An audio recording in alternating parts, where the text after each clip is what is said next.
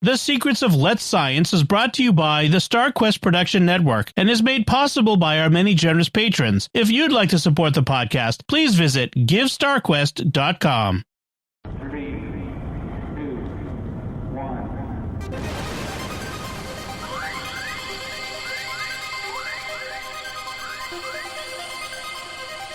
We live in a universe of scientific wonders. Every day, scientists are inching towards breakthroughs which can change our lives. We're playing our small part in sharing these wonders with you. That's why today is a fine day for science. So let's science. All right, Caroline, I hope you've got your grading book there and your criteria sheet ready to go because I'm gonna be taking the steering wheel on this one, and God literally knows where this is going to go. So we'll see how this goes. All right. I'm sure it's going to be great. Don't you worry. All right, sounds like cool. an interesting topic. Yep. Let's see if I can make it interesting. All right. Yeah, I was looking around and I found this article from Science Daily, which I wanted to share today. And this is from the 15th of April this year, fairly recent. And the headline for this topic is "The Surprising Reason You're So Productive One Day and Not the Next." So I'll just start by throwing it out to you guys. Caroline, in a typical week, and we're not just talking about work, we're talking about work, we're talking about life itself, because you balance work, you balance your boys, you balance all the family things you have to do. How often do you feel like you are productive in that week, and how often do you feel like you've just got to get through it, but it feels like a slog to get it done? It's so true. It's like some days you wake up energetic, going to do everything. You do so much in a day and you're like, yes, smashed it. Next day, you're like, oh, I can't be bothered. I just can't get my brain into gear. You got so much to do. I don't know where to start first. Yeah, I totally have that. Yep. Yeah. Lino, what about it yourself? How often do you feel like you're smashing the days and other days the days are smashing you in a typical week? I think this is onus on myself. If I have a late night the night before, and you wake up the next morning and go, yep, can I be bothered? Can I get something done? Yeah, that's the struggle. But I guess if you try to plan in ahead, a lot of people can't. Some people do, some people don't. It is what it is, and that's how we all work, yeah? If we can try to get to bed early in some way, like I say, with families and people who are very busy, you get some extra sleep. I think it's more, what do you think, guys? It's trying to get the more sleep that you can and rest the day before, however you want to do it, and try to re-energize yourself back. And that's not only just physically as well. I'm thinking more like spiritually as well. And it can be challenging through our lives. For myself, it's just work. Wake up in the morning, go to work in the warehouse, and also, and sometimes I do feel energized to know that, okay, I have something that needs to be done. I do not like days where it's very slow and it's just plodding along. I am not going to sweep a floor for 8 hours. I can tell you that. It's so boring it can be. But I think as long as we know that something is coming ahead and we're planning something, washing the car, planting the tree, walking the dog, spending time with family, I think that's when you get excited. You know what I mean? Well, I'm going to see my brother or sister. Yeah. Well, you've ticked off two of the things that will come up in today's topic. So when you hear them, just call out Bing or something when you hear it, right? Sounds like a little ad. Yeah. All right. Yeah. I'll get into it then, because you've both referred to a couple of things that will come into this topic. So there was a study on this by the University of Toronto, Scarborough, and the study suggests that feeling mentally sharp can significantly boost how much you accomplish in a day. Researchers found that when people are thinking clearly and efficiently, the effect can equal roughly 40 extra minutes of productive work. So this was published in Science Advances, and there'll be a link in the show notes today. The research tracked participants over 12 weeks to better understand why people sometimes struggle to follow through on their plans.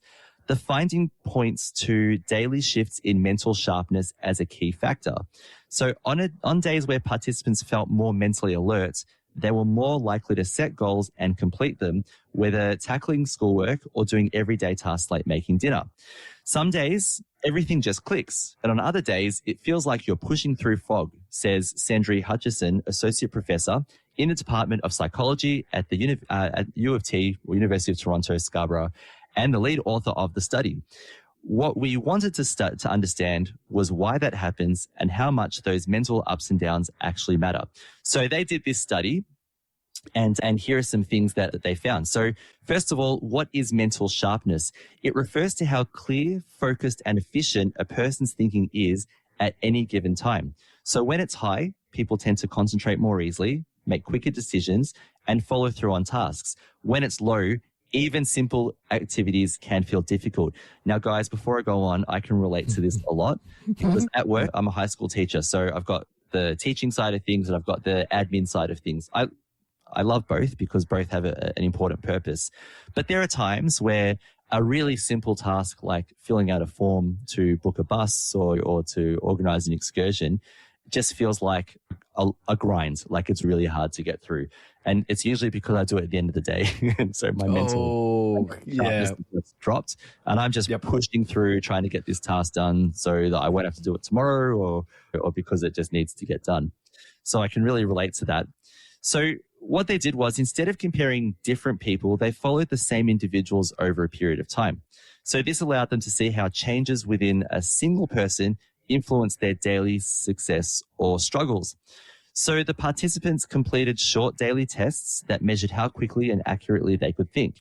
They also reported on their goals, their productivity, their mood, sleep, Lino, and their workload. So this detailed approach helps the researchers connect mental sharpness directly to real-world outcomes rather than just relying on general averages. So the daily brain changes that we have can actually shape our success or failure through the day. The results showed a clear pattern. On days when students were sharper than usual, they completed more of their goals and often aimed higher, especially with academic work. But on days where their mental sharpness dropped, even routine tasks were really hard to finish. These effects were consistent regardless of personality traits.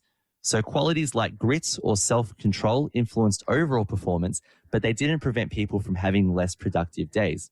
Hutchison says everybody has good and bad days. What we're capturing is what separates those good days from the bad ones. So you could have your personality had some influence, but it wasn't the main influence over how sharp you were. Like, for example, when you have a lot of grit, you just grind through, you just push through and you get it done. But it doesn't make your focus necessarily sharper or better. It just means that you hang in there and you get it done. And maybe you don't give up as quickly as someone else might give up. Go, I'll do it tomorrow. I've had enough. I'm done. I can't do it. You might go, I can't focus anymore, but I'm just going to get this done because I really need to get this done right now. Or because I have a list. Yeah. I'm going to complete the list no matter how long it takes. Yeah. So there's that. So what they found was that the mental sharpness matters in practical terms. So by analyzing cognitive performance over hours of work, they estimated that being above or below your usual level of sharpness could shift your productivity by about 30 to 40 minutes in a single day. The gap between your best and worst days could total around 80 minutes of work. So 40 minutes makes a huge difference when you're getting work done, right? And wow, true. Mm-hmm. So that's a really important thing to think about. So what influences mental sharpness each day? We'll get a bit practical really soon. So mental sharpness is not fixed. It fluctuates based on short-term factors. So the students who are part of the study tended to perform better after getting more sleep than usual and earlier in the day, Lino. There you go. Yeah. So they would have more mental sharpness and their mental performance would decline later on in the day rather than earlier in the day. Yeah. So feeling motivated, there's another one you talk about, Lino, and focused also boosted sharpness, while depressive moods were linked to lower levels. So if you were like really pumped about it and motivated to get it done, positive about it, you were more likely to maintain your mental sharpness. Whereas if you were in a depressive mood, like, oh, not this again or whatever, or I can't believe it, or no, I have to go to work, those kinds of things, it actually made it harder for that mental sharpness to stay engaged.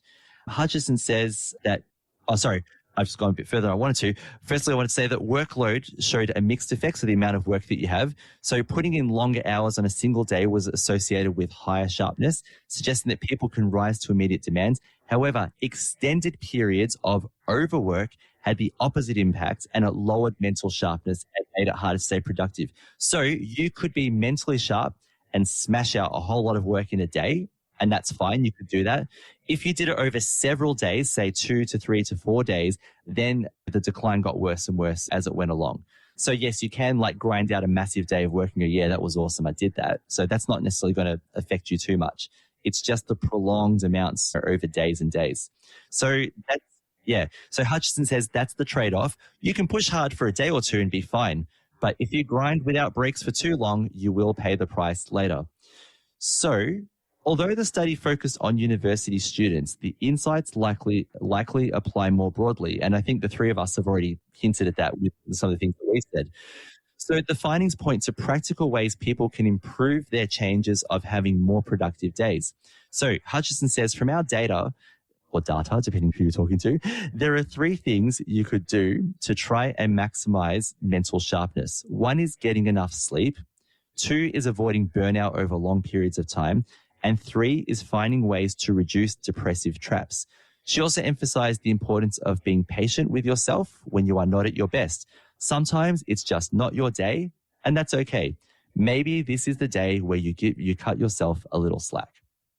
That's the study, which you might look at it and go, yeah, well, that's really obvious. But sometimes it's not obvious because I tend to think that I get into these periods of work and I don't realize how mentally taxing it is on me until later on.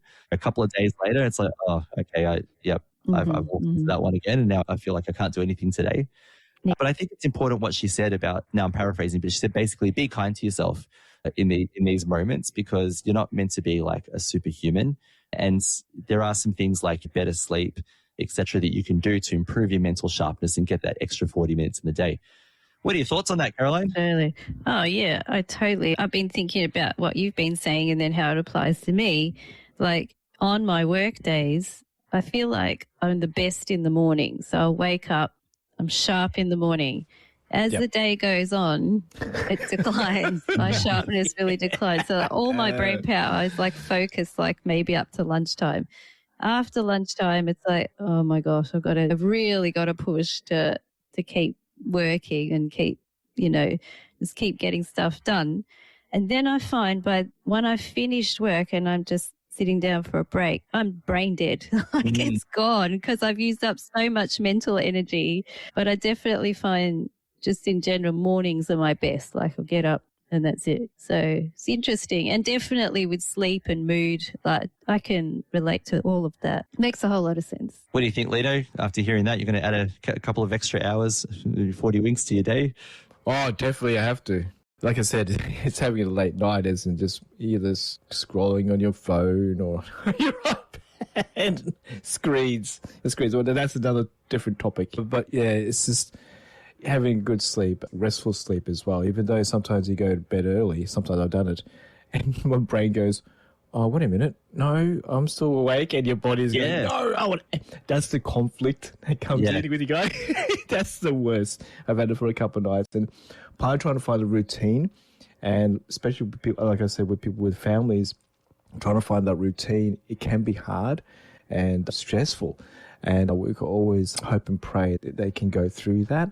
Work, goodness me, when you talk about being teachers and doctors and nurses, you can imagine their sort of mental health and their stress with what they have to go through, trying to get that good sleep and all that jazz. It's amazing. It's amazing. And in your line of work, Lino, you'd be like entering information into computers and stuff because you work in a warehouse, don't you? So do you have to like... That's correct. So even handling information itself can be, when that mental fog comes in, can be really... It should be so easy to do, but it can just seem like a... So true. Yeah. I can relate to that. Yeah, exactly. Yeah. And Caroline, you work with data as well. Yeah. Here's a little thing that a question in my mind. I wonder if naps could be tied into this. Like if you're just having a slump because you're tired and you can't focus. I know that if I get a day where I can have like a half-hour nap or whatever, my alertness goes up afterwards. Yes. So I'm just wondering, there could be a role for naps in this as well. Yeah, well, there are countries that do have siestas, and I'm totally for it. Australia. Yes. For a siesta in the workplace, yes. I agree. Yeah. I think Malta have it, don't they? Their shops close. I think it's like fading out, but it is traditional that they work till like I don't know, lunchtime, and they'll have maybe a couple of hours off, and then time for eating and sleeping, and then they open the shops again, but they open till late. So they extend their day by having a nap in the middle of it. Yeah. True. Yeah. Yep. Some people swear by power naps. They say that it's the best thing ever. Yeah. Yeah. It's great. Or what's it going? You're just watching TV or something. And all of a sudden, sometimes it's funny when you watch it on TikToks and all that Instagram. Someone's talking. It's very true. Yeah, it's very true. Yeah. Do you not do that with your partner? It's going to start poking. You're listening to me. I do. Oh, yeah, I love those reels. Yeah, when it's like someone's talking to you, and then you've got like music playing in your head, or or a parrot. You think a parrot dancing. Yeah, things like that. Yeah. I was going to say also, just a shout out to all the people who have children who are under the age of 1, including myself. Because I know what it's like to have 3 or 4 nights in a row of really bad sleep when thinking of something happens, and your mental sharpness just isn't there. Yeah. Yes. So don't be those who have or those who have pugs who decide that they want to get up and go for the bathroom at 2 a.m. Parents, yes, that's right. Parents. Yeah. So my actual children are fine now. They sleep pretty well, but my fur children sometimes want to wake me up to go bathroom in the middle of the night. And they fall back to sleep quite easily, but not me. No. Anyway. No. Not for us. Yeah, I'm feeling tired just thinking about this discussion. So mental fog coming. I think mental fog's come now. Let's see if I can get through this episode without getting distracted or tired now. Let's Science is brought to you by StarQuest Media and is a fortnightly podcast that brings you the scientific wonders of our universe from a distinctly Catholic point of view. For more from Caroline, Lindsay, and friends, listen to the StarQuest show, Catholics of Oz. Find links from today's show at sqpn.com/science and find the Catholics of Oz at sqpn.com/Oz. Be sure to follow the show in Apple Podcasts, Google Play, wherever you can find podcasts, or on the SQPN YouTube channel. The generous donations of our patrons at sqpn.com/give make it possible for us to continue Let's Science and all the shows at StarQuest, which makes our nonprofit mission possible. You can join them by visiting sqpn.com/give. Join us next time for more scientific wonders, and thank you for listening to Let's Science on StarQuest.